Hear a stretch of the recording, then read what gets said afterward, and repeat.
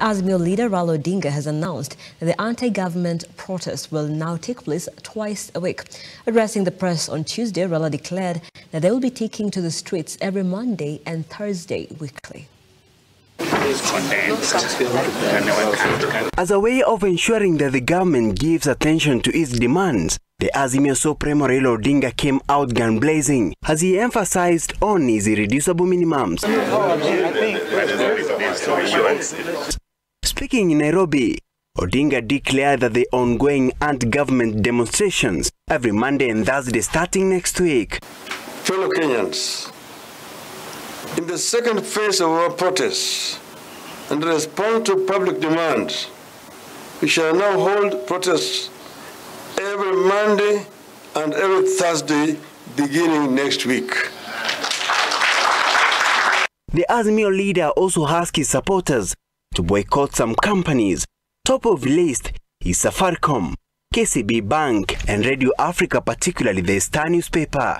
We call for the boycott of Safaricom, Kenya Commercial Bank and Radio Africa Media, particularly the Star newspaper, who have become enablers and facilitators of this brutal regime.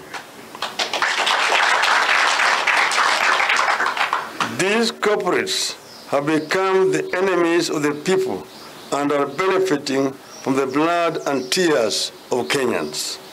The Azimio politicians accused the government of misusing the police officers to distract what they termed as a peaceful demonstrations.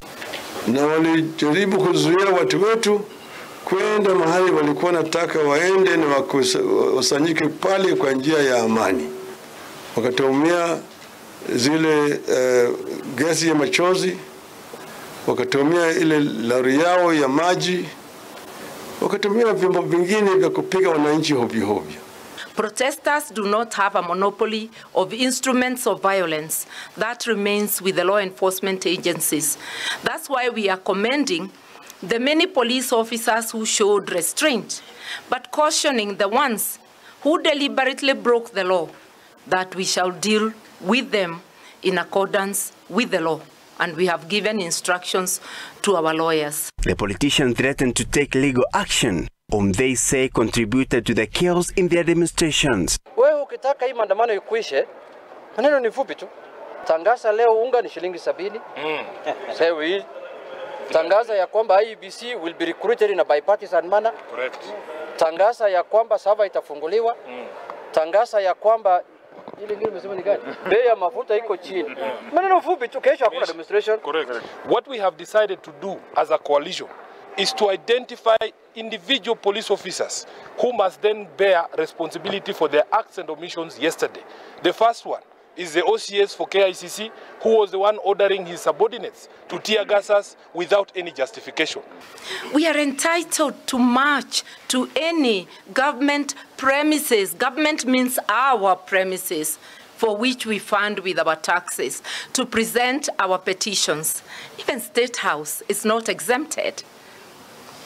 Peacefully marching there, and any self-respecting elected regime would not fear citizens. Shadrack Kareria, Look Up TV.